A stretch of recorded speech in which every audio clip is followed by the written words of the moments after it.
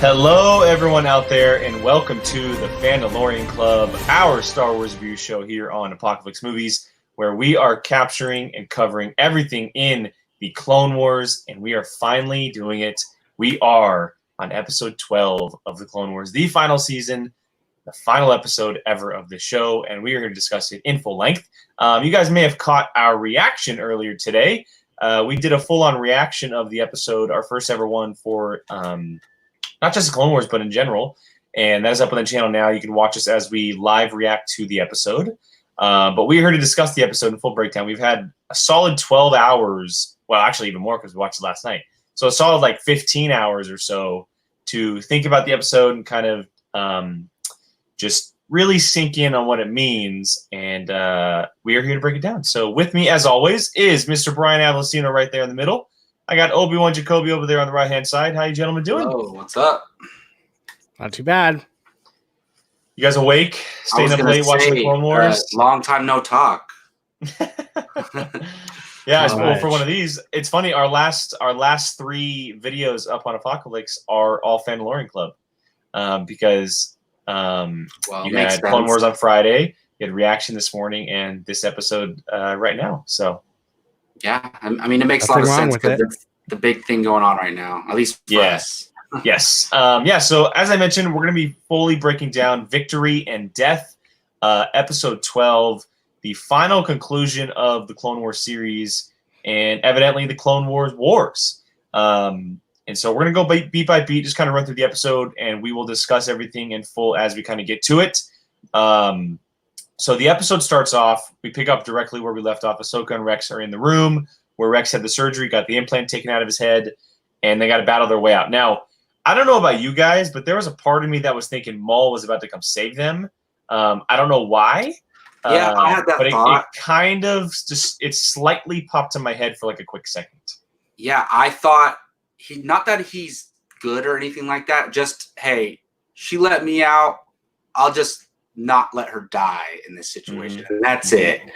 But once he did leave without them, I wasn't surprised. Like, it didn't shock me that he did that. But I did think he was going to save them for a second. That didn't even cross my mind. I don't know why. Fair enough. Didn't even cross my mind. It's fair because it didn't happen. Yeah. They pull some really cool maneuvers to get out of there. Ahsoka does a force push up against the door and wrecks some clones on her way out. Never killing them, I might add, even though Jacob may think otherwise. And they pull some really cool stuff as far as action beats go. And this, just kind of works its way through. And then we get to the big stuff. The first major moment of the episode is Maul. Sam Witwer earlier this week had said that he had teased that his hallway fight wasn't over. And boy, was it not over.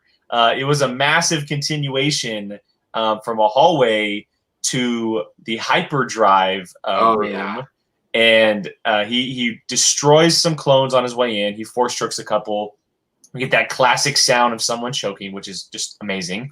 And then he goes absolutely ape, on clones in the hyperdrive room and completely rips apart a ship's hyperdrive. I could not believe that. not just like the Millennium Falcon or an X-Wing or something like that. He absolutely rips apart a Star Destroyer's hyperdrive and completely takes the ship out of hyperspace. Like, it completely falls apart all at the hands of Maul. An incredible moment. Music was on cue. Just the way the animation was working, the way it all happened. The acting by voice, Sam Witwer, of course. So, Brian, start with you first, man. This scene, I know this is something that you love because you're a total bad guy. What was the first thing that popped in your head? Dude was showing his power, and that, like, I don't know if he had a plan, but he sure as hell wasn't going to Coruscant.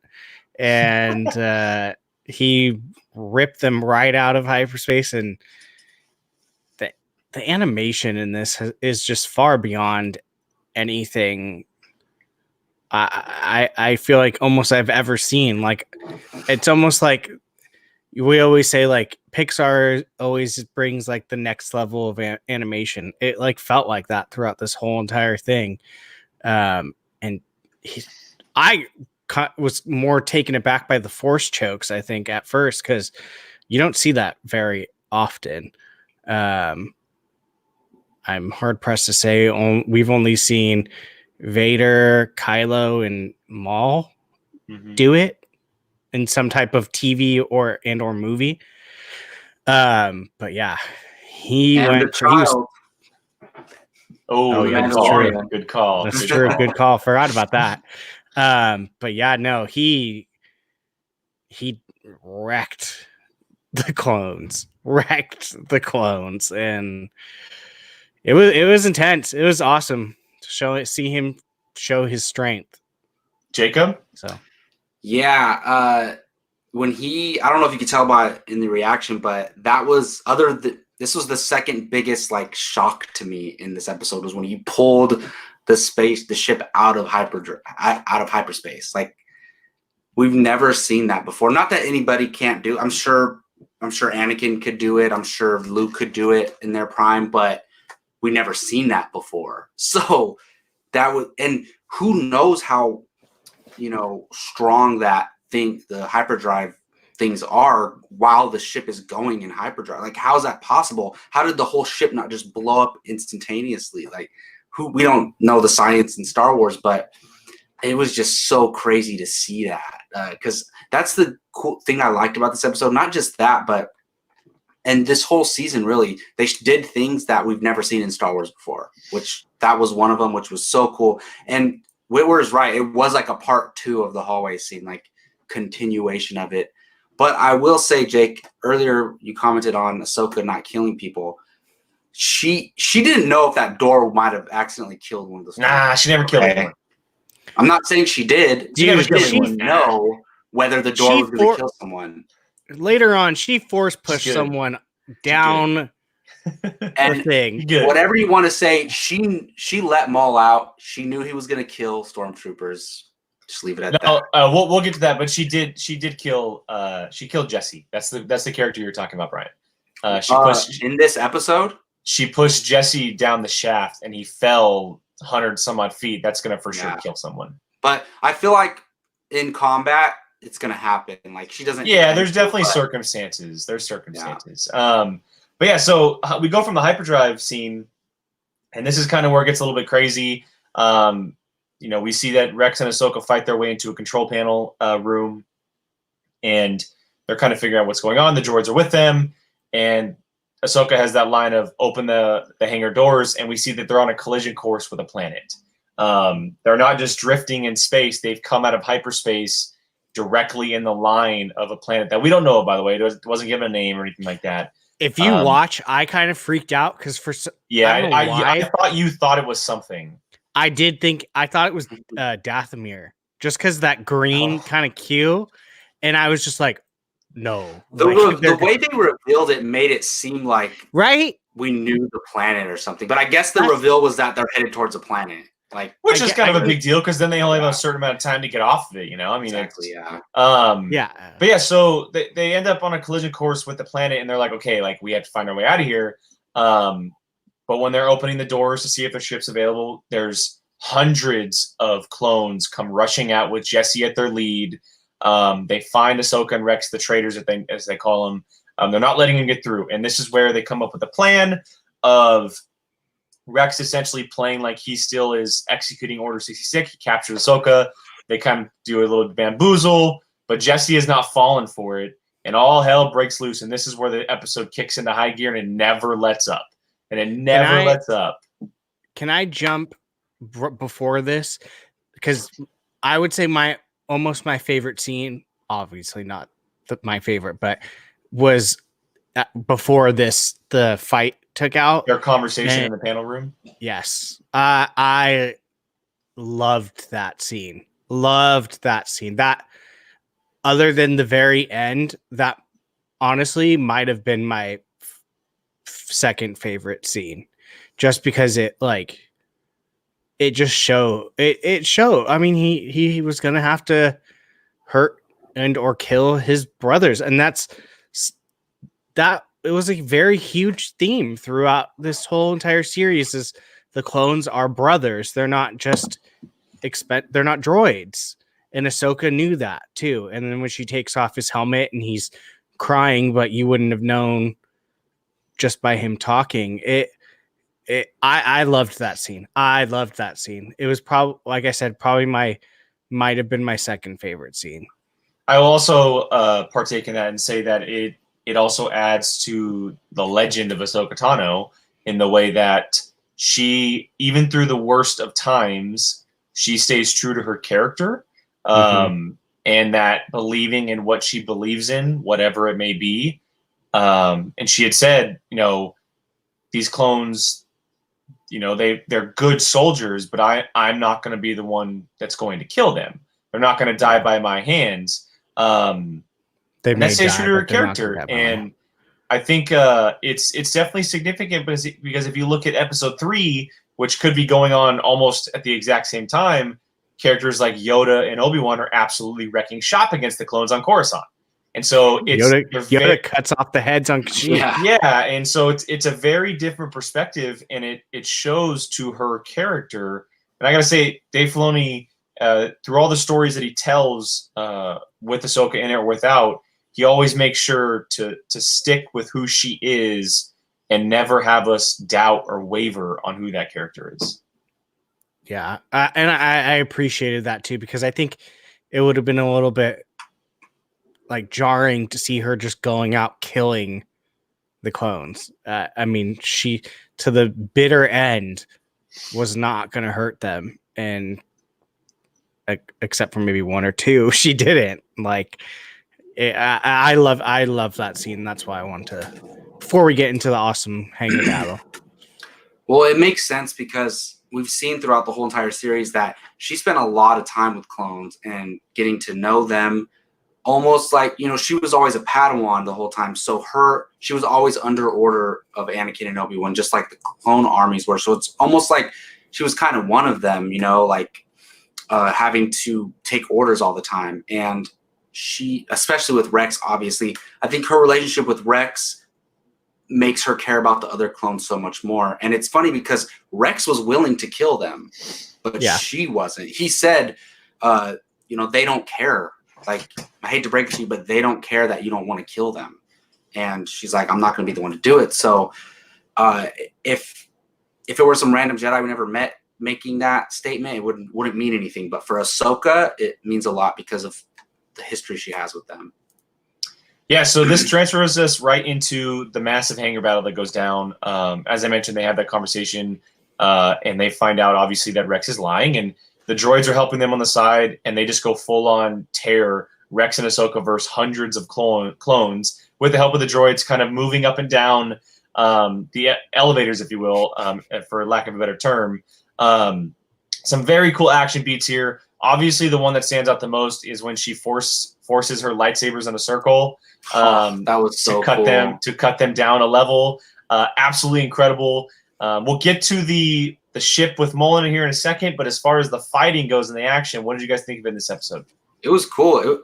I thought it was really good. It was interesting because it was action where they're not trying to kill the other guys the whole time. Yeah, Rex is using the stun gun. For Rex, it's easy. He just aims and shoots, and the stun takes them out. But Ahsoka has to deflect their bullets without sending them back to them and killing them. Yeah. So it was an interesting, different type of battle, but I thought it was great. It was like a prison breakout movie. Like it was great. Yeah. Yeah, it was top tier Ahsoka fighting, essentially.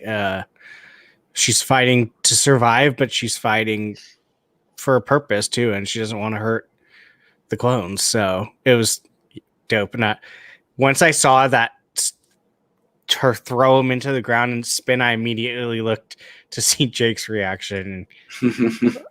So yeah. It was everything. It was everything.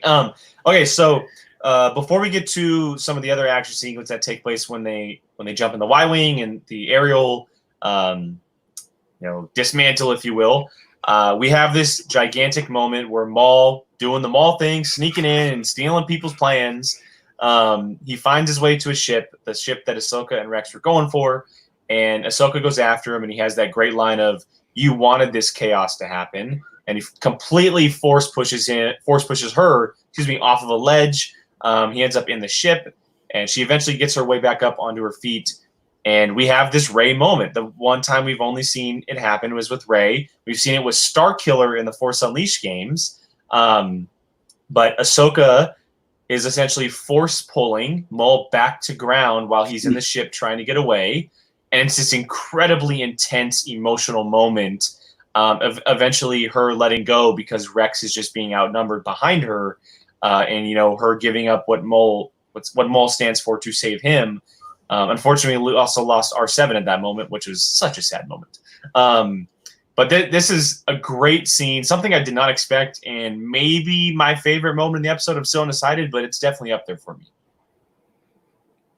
Yeah, I that was one of the gasping moments for me when anytime I see someone that can do that, I'm always like, whoa, that means you're pretty freaking powerful. If you're able to grab a ship or levitate a ship, I mean, like you already said, the people that we've seen do it, and then other than that, maybe Yoda and Luke lifting an X-Wing out of the waters. But yeah, that was pretty cool. And I love that she knew like she had to protect Rex and not worry about that ship, because that shows how she is. This whole episode was very much her, from how she has been since the very beginning. She's not going to sacrifice Rex for the escape. She'd rather crash with the ship or whatever than let him die for her way out. I might add that she also did it. She also did it with one hand at one point. Just want to add that. Yeah, it was a cool moment. Like that's very powerful for someone to do that, because it's not just a ship drift, like falling from midair. It's a ship trying to take off. So she's pulling against all of the whatever you call it, just force, if you will. Yeah, exactly. So it's crazy to think that, like, yeah, we saw Rey do it in live action. We've seen, and like we said, we're sure other people can do it, but these are the only times they've shown us. So to see it is a pretty great feat. And I got confused for a second. I thought, like, near the end of that moment, there was like the music changed, and I guess it ultimately was just her letting go in order to save Rex. But I thought for some reason, like, her and Maul were having some type of connection or something. And that's you were thinking of a dyad? No, not that. That. Just because not that. No, that would be weird between them two. But that'd be interesting. Never know.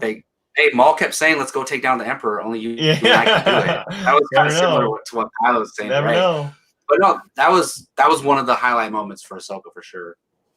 Yeah. So the episode continues here. They fight their way out again. They're at this point, they're not just defending themselves, but they're trying to find a ship, and they're running through the hangars. And I love that they have this like little comedy moment where Rex is running down the hallway saying nothing. And then they get to the Y-Wing eventually, and they find that ship, and Ahsoka essentially is defending all of these clones away from Rex and then pushing him at the same time up against the Y-Wing to get there.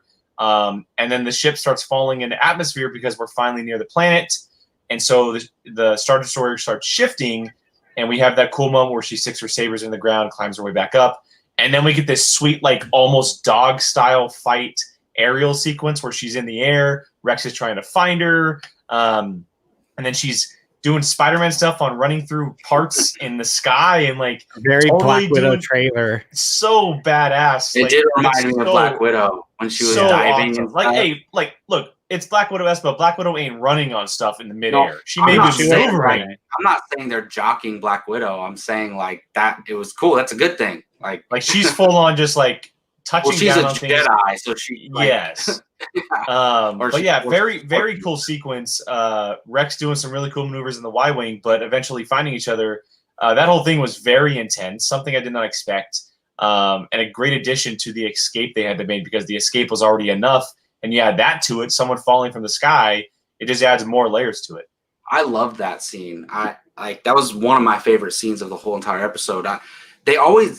This happens to Ahsoka a lot. I feel like several times during the Clone Wars series and in this season, she's falling while a ship's falling, and then she just ends up like on the ground somehow. But yeah, luckily they got that last ship, and I loved how she was trying to get into into the ship, and then she lost it, and then she had to get back. So yeah, that was a great scene. Agreed. It was a nice little action scene. It's funny because once you said, Jacob, that she's falling a lot, I'm like, oh yeah, I guess she is kind of falling. She has been. So yeah, it was awesome. Yeah. So once Ahsoka ends up in the gunner seat, they kind of move away a little bit, and they have that really emotional moment where they're both kind of looking on, being like, wow, we just lost. Like, we lost everything. Our brothers are gone. Our ship is gone. Something is happening. We don't know what to do anymore. And then so it kind of transitions, and we see the destroyer finally landed. It crash landed on the planet, and we see Rex first, with the Y-wing kind of scavenging some parts a little bit. What does it look like? And maybe some pieces that may have fallen off the ship at one point. And he turns his head, and we see Ahsoka in the distance. And probably one of the most beautiful shots ever created in Star Wars, period. Not just the Clone Wars, but period. They went back, and they didn't go back just for to scavenge. They went back to bury their brothers. They took the time to find every body they possibly could of the clones that they knew, the ones who were just firing on them, and bury them with their helmets above them to make sure that they were recognized and given that after all that they had served for. Again, adding to their characters, not just Ahsoka, but Rex as well. That's a huge statement, because you could have easily not done that. They could have been there for another reason. But the fact that you take your time to bury more than maybe like 24 bodies, and you're searching throughout the ship to do that, what a very emotionally charged scene. Something that definitely has a heavy, heavy sense to it. It was rough. The animation even like twitched up so higher. Much better right there. The lighting is ridiculous. Yeah, it literally, like, I was like, whoa, this like might be the best animation we've ever seen, like ever. Like, I can't even describe it really how it looked. I mean, the way they were moving and the way it looked was incredible. And seeing all those helmets laid out, and then Jesse's helmet too, and it was beautiful. I shouldn't say beautiful about a graveyard, but it's beautiful. No, I would say that was a beautiful scene. It really was. But it was like, whoa. Like, and then of course you see her with her hood over, just it blowing in the wind. Like, it was amazing to see. Filoni loves his Ahsoka hoods. Oh yeah. Oh, absolutely. in finales too. Yeah. No, that was. There's so many scenes that qualify for the best scene in the episode, but that is definitely one of them, when they first show all the helmets sitting on the pikes and all that. And did they have? Correct me if I'm wrong, but did they put Rex's helmet up there? So they to didn't make it show seem Rex's, like Rex died. Well, so they showed the last helmet they showed was Jesse's. I might have to go back and look and make sure, but this is the scene that solidifies what the Ahsoka novel is talking about, how they fake their deaths with burials. Oh, yeah. This is what it is, because Ahsoka, we'll talk about it, she left her lightsaber. Well, so I'm guessing they put Rex's helmet as well. Yeah, because Rex wasn't wearing his helmet at the end, right? Yes. Okay, so I'm sure his helmet was out there, one of them, because it only makes sense, right? Because the Empire is being very strict, checking all the records, making sure, everyone's dead. Especially, who knows if they communicated back to Palpatine that Rex was going against them. So he needed to fake his death. And like, seeing Ahsoka put her lightsaber down, like, at first I was like, what is she doing? But then it makes so much sense, because she wants them to think that she's dead. Yeah. It's funny because I didn't even think about that part until the next part. Obviously, I thought the same thing. I was like, why are you putting down your lightsaber? Like, you're gonna need that.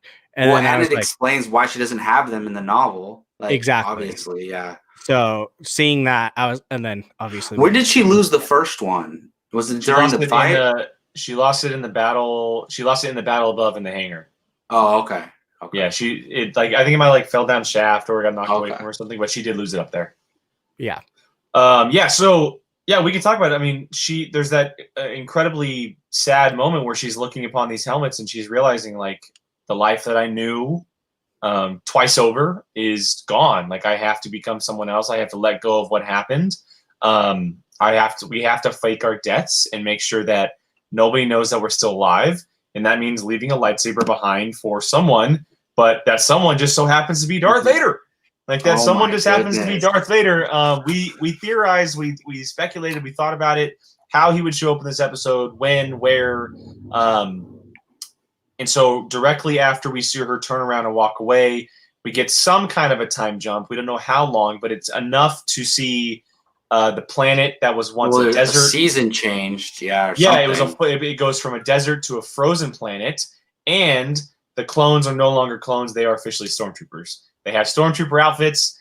We see the Imperial shuttles. It's full-on Empire, so it's enough of a change to see that. But yeah, we get Vader in Clone Wars, a beautiful rendition of Vader. It's very Vader-esque to the original Ralph McQuarrie drawings, which is exactly what they did for Rebels. And we see him walking up to the graveyard, kind of pondering the ship, like what's happening, and he looks down and he sees Ahsoka's lightsaber. We don't know what's going through his head at that point, but I would imagine he's thinking, obviously, that his Padawan's dead.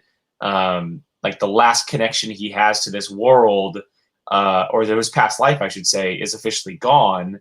And it also adds even more credence to the fact that he changed the lightsaber crystal to the saber, and the emotional draw there, and just the connection they have outside of just being Padawan and Master. Filoni, he swings for the fences. He knocks it out of the park every time. Absolutely incredible finish to this episode and the season, or series, I should say. For me, the scene where he's just standing there looking at the wreckage and his cape is just, that was incredible. Like that was one of the most realistic animated things I've ever seen. Like it was just, it didn't look fake. It literally was the most real looking thing I've ever seen. And then him finding that lightsaber, just kind of like being like, well, this was her ship, but I don't think he thinks she might be dead. That's what I was gonna say. I think him finding that, and when he ponders for a moment, is looking up and sees a bird in the sky or whatever, I think he knows she's alive after this moment. I agree with you. I think because his mind, he's thinking she's not stupid. She could have found a way to get out of this, and I think he thinks she's alive. Are we all in agreement that was the convor? Yeah, that is the convor. Yeah. Yeah. Okay. I'm just making sure. So in Rebels, when he does he think she's dead in Rebels, or we don't know that? So that I was going to counter you guys by he says, "Oh, the Padawan lives." Does he say that? Mm-hmm. Okay. So why does he say, "Why did you leave then in Rebels"? When she left the Jedi Order. She left the Order. Yeah. Yeah, but he was saying that like that was the last time he saw her.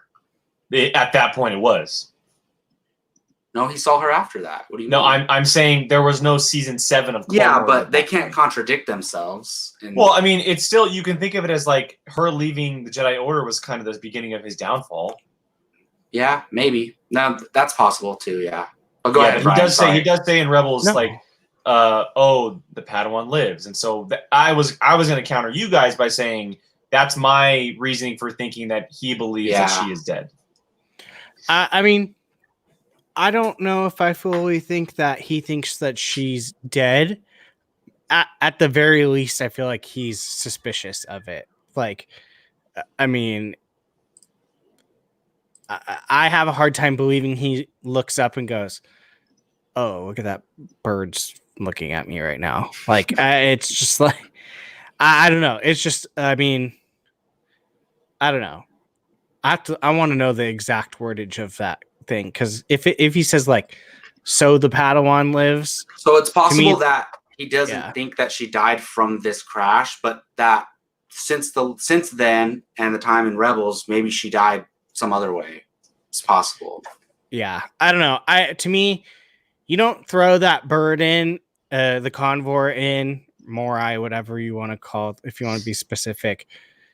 And unless you're hinting a little bit, like, yeah, who knows? I mean, we don't know what their intention was, to be honest, in that scene. So yeah, it was obviously like a little bit of like, does Darth Vader know she's alive? Like, obviously, it was meant for us to guess it, or speculate, I should say. But yeah, I like that subtle little nod because I mean, we know how important that story arc is, especially to Ahsoka. So yeah, look, we talked about Darth Vader possibly showing up. Like we were talking about some crazy stuff, like things happening, and they kept it so simple. And like, to me, this is the ending I didn't know I wanted. Like, I didn't know I wanted a simple ending with Darth Vader just finding her lightsaber, but it really worked for me, to be honest. It was very personal, this finale, and that's why I really loved it. And I want to know what he did with her lightsaber. Like, where is it? Did he just keep it in his castle, or who knows? He loved tinkering with it, so who knows? I have the dialogue right here in front of me. I was searching for it. So I don't have the exact context, but this is the conversation that was happening. So he went to Palpatine after the Siege of Lothal, when Ahsoka realizes that Anakin is Vader, that moment of like clarity, he sensed it too, and he went to the Emperor and he said the following: "I believe the apprentice of Anakin Skywalker lives and is in league with these rebels."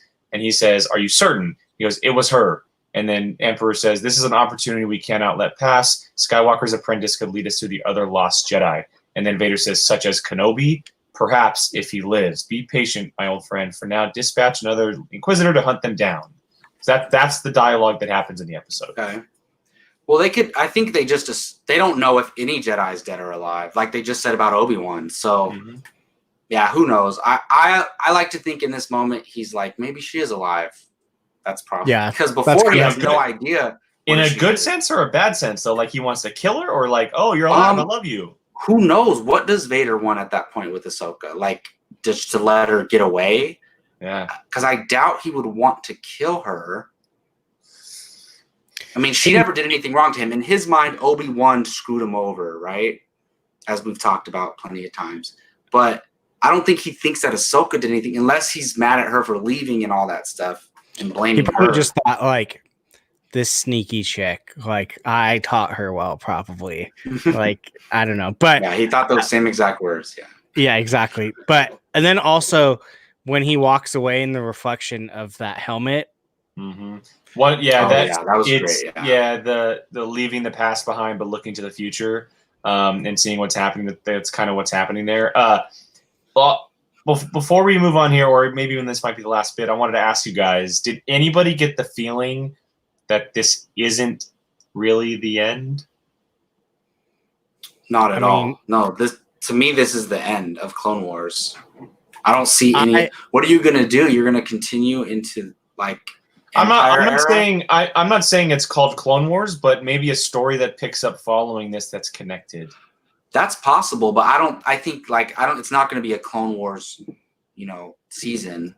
What about like Vader hunting down Jedi? Oh, if that leads to it, then great. But I don't know if I want that in animation. See, well, here's my thing. If you did do something like that, I don't think you have it as the Clone Wars, because to me, no, it wouldn't be. Yeah, the Clone Wars are over. Yeah, they are. Yeah, and that is the heart of the story. Is it's telling the Clone Wars. Vader has now wiped everyone out. The Clone Wars is over. Now, can you pick up stuff from? I don't know. You could maybe do something like what happened to Asajj Ventress, because unless you read the books, you don't know.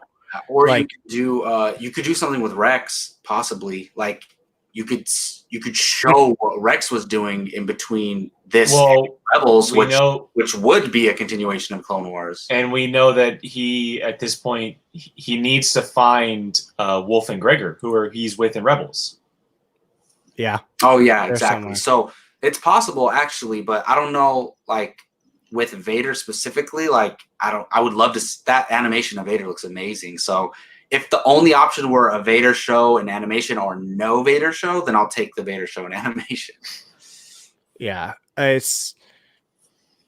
don't know if I would like the title of it being Clone Wars. Anything? No, after. I don't. It would be like you said. The Clone Wars is over. It's done. It's finished. It would be titled something completely different. Maybe it's called. Yeah. Maybe it's called like. I don't know. What were one of those wonky Shadow of the Empire? Oh, Shadow of the Clone. Shadow of the Clone. Yeah, there you go. There you go. I don't know. I might be okay with like the Clone Wars and then like a subtitle to it, like, because then it kind of like Aftermath. Yeah, I don't know, but I don't know. I like I've said, if they do anything after what we just saw, using the name the Clone Wars to me, it just doesn't. Nah, I don't think they will. Like you said, Clone Wars is over. The war is over. They're moving into a different era. They would definitely come up with a different name, in my opinion, for sure. Yeah. So who knows? Alrighty, boys. Well, any final thoughts? For now, we're going to be doing a full spoiler breakdown of the season on next week's Padawan. But any final thoughts on Victory and Death, episode 12? I'm pretty sure I'm very satisfied with this ending. I'm pretty sure of it. It hasn't been that much time, but I really liked it a lot. I think it's a perfect ending, personally. I do too. I think now I will never claim that I'm someone that watched it from the beginning, because I only watched it from 4 or 5 years ago at most. I don't even remember. But I think for those that started from the beginning, it's probably I would imagine that this is a very fitting, perfect ending. And to be honest, I think the gap in time and allowing animation to just absolutely flourish, and the years you get to just think about how to make, if you ever got this chance to make something perfect, what would you do? It only ended up helping it in the end. Like, I mean, you went from people being bummed that this show's over and just appreciating it for what it was, to the excitement of bringing it back and making it almost perfect.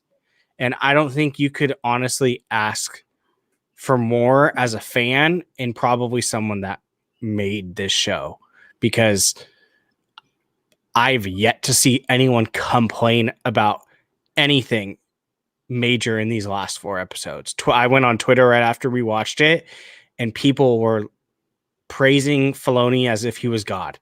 And he is God. He's Star Wars God for sure. But but this man poured his heart and soul into this story, and it clearly showed, especially in these last couple episodes. Jacob?